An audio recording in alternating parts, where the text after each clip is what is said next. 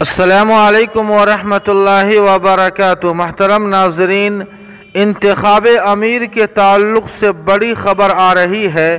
مولانا خالد سیف اللہ رحمانی صاحب دامت برکاتہم اپنے وعدے پر کھرے اترے۔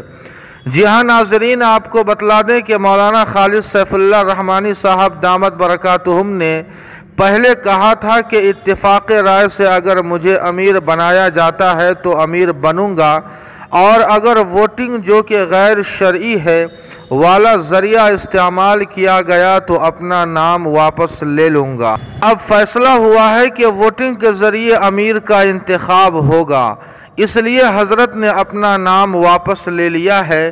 حضرت سے قبل مولانا شمشاد رحمانی جو کہ نائب امیر ہیں، انہوں نے اجلاس کے شروع میں ہی امیدوار نہ بننے کا اعلان کر دیا تھا۔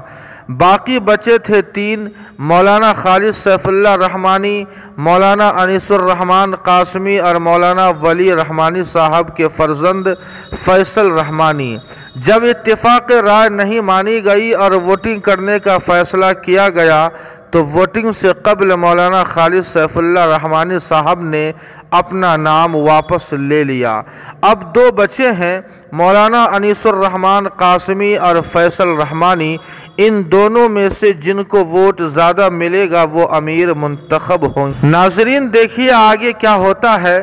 مجھے لگتا تو نہیں، البتہ یہ بھی ممکن ہے کہ فیصل رحمانی صاحب کا نام آنے کے بعد مولانا خالد سیف اللہ رحمانی صاحب کو وہ اپنا وعدہ تفویض کر دے۔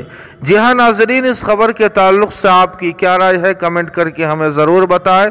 ویڈیو کو لائک اور شیئر کر دیں اور قاسمی جی کے کو سبسکرائب کرنا نہ بھولیں۔ السلام علیکم ورحمۃ اللہ۔